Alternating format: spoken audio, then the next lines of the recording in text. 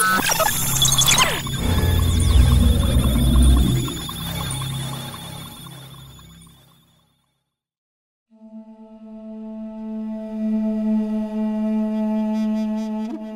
Kemal Korucu in exploring Sufism as both a spiritual dimension of Islam and as a way of life. Join us as we delve into spiritual practices of Sufis around the world.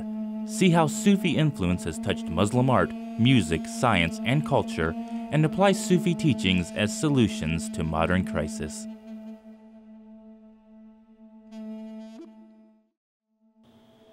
And of course, we cannot talk about Sufism and not talk about Rumi. This is one of my favorite poems that belong to him. And I'm not a good poem reader, so I will not do this. Lord, said David, since you do not need us, why did you create these two worlds? Reality replied, O prisoner of time, I was a secret treasure of kindness and generosity, and I wish this treasure to be known. So I created a mirror, its shining face, the heart, its darkened back, the world. The back would please you if you'd never seen the face. Has anyone ever produced a mirror out of mud and straw? Yet clean away the mud and straw, and a mirror might be revealed. Until the juice ferments a while in the cask, it isn't wine. If you wish your heart to be bright, you must do a little work. My king addressed the soul of my flesh. You return just as you left. Where are the traces of my gifts? We know that alchemy transforms copper into gold. This sun doesn't want a crown or robe from God's grace. He is a hat to 100 bald men, a covering for 10 who were naked. Jesus sat humbly on the back of an ass, my child. How could a zephyr ride an ass? Spirit, find your way in seeking lowness like a stream. Reason, tread the path of selflessness into eternity. Remember God so much that you are forgotten. Let the caller and the called disappear. Be lost in the call. I highlighted few lines here because it will be, first of all, you see that the earlier saying of Prophet Muhammad, how it is reflected in the beginning of it. He is just paraphrasing that hadith. And I like these lines particularly in explaining what Sufism is. That you wish your heart to be bright, you must do a little work. Sufism is about work. And this work is not the same work as carrying a rock. It can be, but not necessarily. But this is a spiritual work, and it is very hard work. So hard that when Prophet Muhammad, peace be upon him, when him and his companions were returning from a battle, he said, we have finished the smaller jihad. We are coming back to the greater jihad. What he was talking about was this work. The jihad, or the struggle to brighten your heart. When you have an enemy in front of you, you can fight. That is easy. You will win or lose, but you can fight. What happens if you are the enemy? If your ego is the enemy? If your selfishness is the enemy? It is hard, not so easy to fight back. So he makes it very clear that you want your heart to be bright, be ready for work. And I like this part, that spirit, find your way in seeking lowness like a stream. What happens if you carry a bucket of water to top of a mountain and you say, you are an honorable water. You are an honorable bucket of water, and this is where you belong, on top of the mountain. And you pour it there. What does water do? It finds the lowest place. And this is a very Sufi thing to do. Sufism is not about honoring yourself. Sufism is not about pride. Sufism is not about boasting or self-promotion. It is about being low. In front of who? In front of God, not other people. And also, I like this last part, which describes the aim of Sufism. Remember God so much that you are forgotten. So I will do this work, and I will try to achieve this selflessness and lowness. For what purpose? so that this obstacle I have in me will disappear, and then I will be able to be with my Lord. Rumi, he explains things so much. I speak 10 minutes for his 2 lines. So, Sufis, these guys, everybody must love them, right? Well, not really. So what do people think about Sufis and Sufism, especially today? And actually, this is the reality throughout the history. Some people look at them. These are the whirling dervishes, students of Rumi. Some people see them and say, this is such a beautiful sight. And they fall in love with them. And they say, this is just wonderful. It lifts my heart. They love them. And others may destroy what they build. This is a picture from Libya, very recent picture from Libya, where I don't know what to call them anymore. Al-Qaeda / ISIS / whatever is the new name. They don't like Sufis much. And this is one of the graves of one of the leaders or teachers, a Sufi teacher's grave, destroyed by them. And if I could find many more pictures in Iraq, in Syria. The same guys who were destroying the statues in the museum, they would be doing the same thing, basically. And I'll try to explain why that is. But so Sufism is not universally accepted or loved, even by Muslims. You will see some examples later on that some Muslims would consider Sufis not Muslim. They would say, you are a heretic. The word shirk, in Islam, if there is any great sin, the greatest sin that you can commit is shirk. It is called shirk. And the Arabic word is shirk. It means putting partners with God. Saying, for example, when you bury a teacher and when you come and visit that teacher's grave, and maybe you show some respect to that grave because of your respect for the teacher. People in ISIS may say that you are not supposed to pray to the grave, you are supposed to pray to God. You are committing shirk. You are bringing a partner with God. So you are not Muslim anymore. So where is this coming from? Are they making this up then? Where is this coming from? Well, one thing you should learn in Islam is that whatever you say and whatever you do, you better have some evidence. And what am I talking about? Evidence in Quran or evidence in the life of the Prophet. So these guys who destroyed this, where did they get their evidence that this is a good thing to do? Well, this line at the bottom is one of the sayings of the Prophet, peace be upon him. We recite this, most mosques, if not every mosque, this is recited every Friday, this bottom line. We recite this every Friday. Every innovation is a misguidance, and all misguidance is in the hellfire. Okay, what is that supposed to mean? So they would say that this is an innovation. At the time of Prophet Muhammad, there was no Sufism. You made this up. It is innovation, therefore it is misguidance, therefore it is bound for hell. And who goes to hell? People who don't believe in God. So that's what they would claim. However, unless you have some context in everything, you will misunderstand many things. I'll give you an example. The second caliph, you know what a caliph is? Caliph is the ruler of Muslim lands. It's like a president of the community. You can think of it. After the death of Prophet Muhammad, peace be upon him, Abu Bakr, his name was Abu Bakr, he became, radiallahu anh, he became the caliph.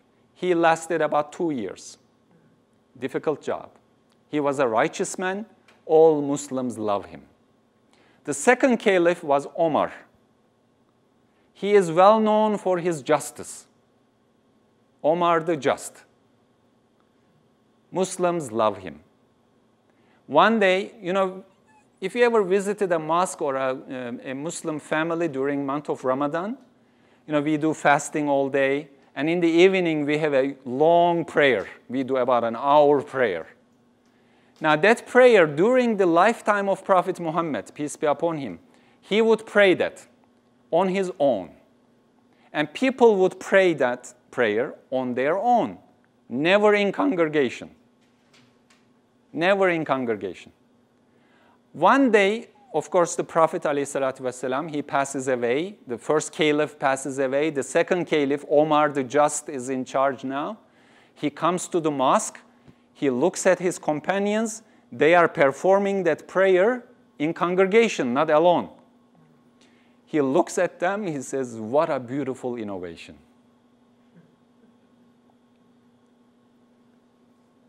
Okay. It is unthinkable that he would go against the saying of Prophet Muhammad. It is unthinkable. So why is he allowing an innovation in the mosque? And he is going beyond that. He's not just allowing, he says, what a beautiful innovation. So things are not always as clear. We need context. I didn't want to have too much empty space, so once in a while I'll just throw these pictures. And if you have any question about the picture, I'll be glad to talk about that. This is actually in Mecca, in Saudi Arabia, very recent picture of Hajj, probably, the pilgrimage. This building here in the middle is called Kaaba, and it is a building that was originally built by Prophet Adam, according to Islam, and later it was destroyed, and it was rebuilt again by Prophet Abraham. Inside, there is nothing. It's an empty building. But when Muslims pray, they turn towards that building. For example, in Atlanta, it is 52 degrees northeast. If I turn that way, I pray, I'll be facing that building. And these things are not sand or ants, they are people. This is the largest mosque in the world. I don't know the exact number, but usually 2-3 million people usually go to pilgrimage. The word Allah. I'm sure just today I watched an interesting video between on Fox between a Christian priest and a Muslim imam, and they were arguing whether Christians should start saying Allah when referring to God. Interesting conversation. The word Allah in Arabic means God. It is the same exact word as in Hebrew, Elohim, and God in English. I don't speak another language. I speak Turkish. That's the only other language. So if I spoke, I would say those other words too. But it just means Allah, means God, God's name.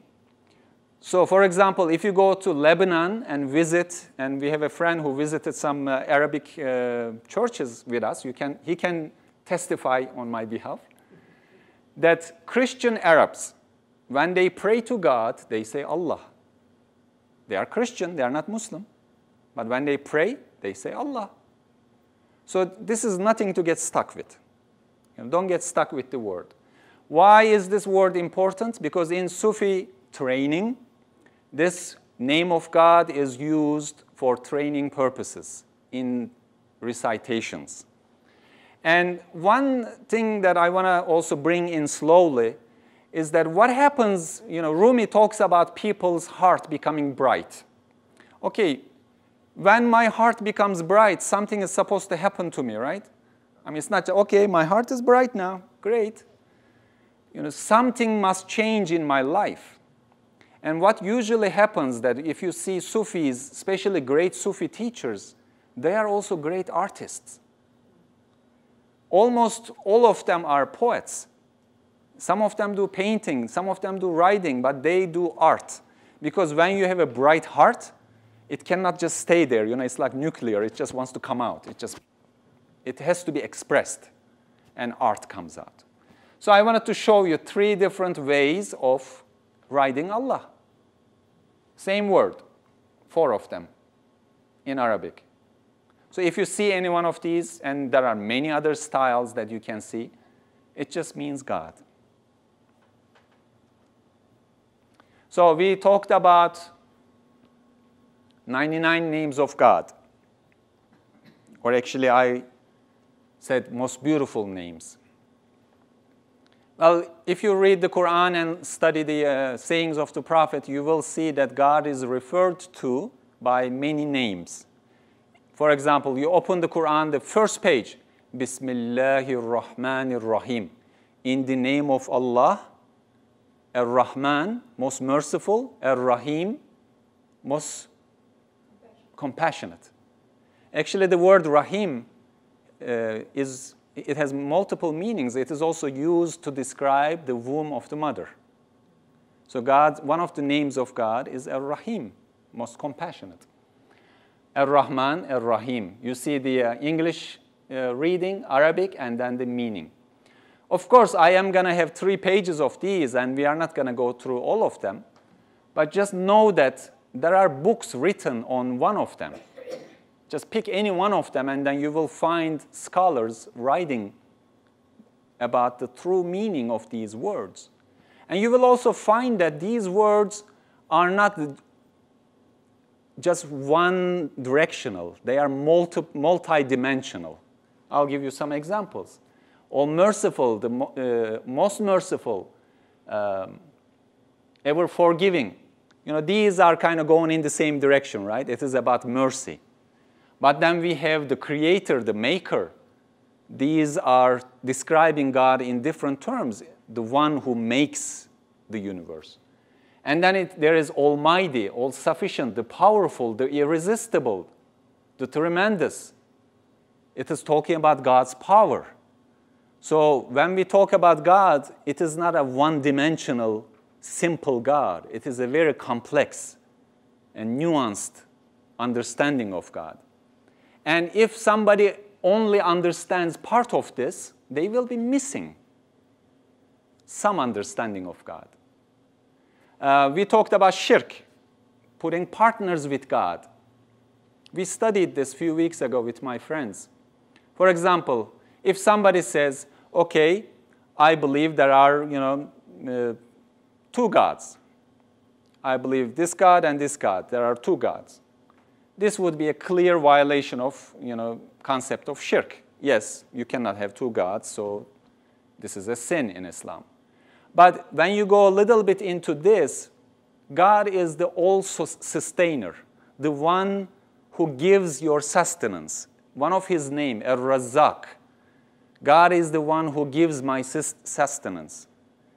If I start thinking that my sustenance is coming from my business, if I start thinking that my sustenance is coming from my customer, if I start thinking that my boss is my sustainer, then I am committing a minor shirk, a violation. For example, giver of honor.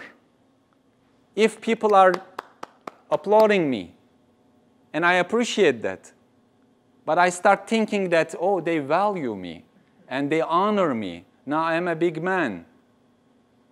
Now I am forgetting that God is the only one who gives honor and who takes it away. This doesn't mean that I should not thank the people. Of course, I will thank the people. Some scholars, they give this example. If a UPS driver comes to your door with a beautiful gift basket, you will thank the driver, but then you will call the person who sent that to you. What if you say, oh, driver, great, thank you so much for bringing me this gift, and you forget the person who sent the gift? That's not right. Some of these names are important in Sufism. Actually, all of them are. Because you can think of these names of God not only describing God, but also having effect on us. For example, if I have a problem that I have some ego, not if, and I have an ego problem, how am I going to cure this? What is the remedy? I need to get rid of it to purify my heart. So what am I going to do? I may use one or some of these names as medicine for my heart. In 2 ways. One, in understanding their true meaning and searching for the true meaning of them, and also reciting them. And here is the rest of them, and we have more to go. Giver of life, ever living, all praiseworthy, the strong. And for example, I'll give you an example of the As-Sabur, the patient. God, one of God's name is patient. How patient? Nobody can beat him in patience. He is generous. How generous? Nobody can beat him in generosity. Don't try. You will fail. And this is one of the beauties of understanding the true meanings of these words. It's like you know somebody, but you don't know their qualities. Once you start learning about their qualities, you love them even more. This is part of a prayer that some Muslims use for praying. It is called Jawshanul Kabir. It means the shield. Jawshan means the shield. Why? Because this was given to Prophet Muhammad by an angel to protect during a battle. It has 100 parts. This is part number 20. So it has 100 pages long. What I found is that every part, this is part 20, for example, every page has a different flavor. So depending on what you feel, you may choose one part that is close to you at that moment and then use that. Sometimes what happens is friends, they get together and they say, why don't you do first 25, you do the second 25, I'll do the last. They do it as a group. They split it among themselves. Because, again, mathematics of spirituality is different than science. Things don't reduce when you split them. They multiply when you split them. Recitation is important. Recitation has effect on the person who's doing it and the people who are listening to it. And you don't just read it like reading a book. You read it in such a way that it will affect your heart. It will purify your heart. So what is the way that I would be listening to this? As I am listening, and the person who's reciting it will repeat it 19 times. And number 19 is a strange number, so don't get stuck there. It's a prime number. The banisher of cares. Now imagine yourself, with this prayer of 100 pages, this is only one page. Imagine that you are a person who is in distress. You have some worry in your life, and you are trying to approach God with your worries. How would you do that?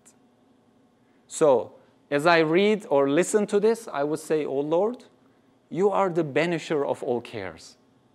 If I have a worry and I want it lifted, you are the only one who can do this. Nobody else can. You are the dispeller of grief. Look at my grief and lift it from me. You are the acceptor of repentance. Maybe I am in this situation because of my mistakes. Maybe I put myself, not maybe, usually, I put myself in this situation. So please forgive me and lift me out of this. You are the creator of everything. You are the creator of creatures. The one true to his promise. What promise? In God's words, when he says, ask me and I will give it to you. So you are gently praying to God and saying, oh Lord, you are the one who keeps his promises. In a very polite way. The nourisher of infants. Okay, what is this doing here? The beauty of such prayer is that you can make, what comes into your heart is as valid as what comes into my heart. It is open. So when I read this, I said, nourisher of infants. Who needs protection more than an infant? Who needs taking care of more than a baby? If God is the one who takes care of a baby and feeds this baby in the belly of the mother, then of course he can take care of me. Keeper of pacts, the knower of secrets. Oh Lord, I am praying to you, but maybe I'm not telling you everything. But you know my secrets more than I do. You know everything in other people's hearts and in my heart. And splitter of seeds. What does this give you? What kind of picture is this? A splitter of seed. It is hope. Something growing. A seed splits and something grows. You are hoping for this. And then go, glory be unto thee. Thou art without partner or fault. There is no God but thee. Mercy, mercy, deliver us from hellfire. It was during the battle of Badr, I believe. that Prophet Muhammad, peace be upon him, he was wearing a shield, a armor. Then the angel Gabriel comes and tells him, take off your armor. Instead, recite this.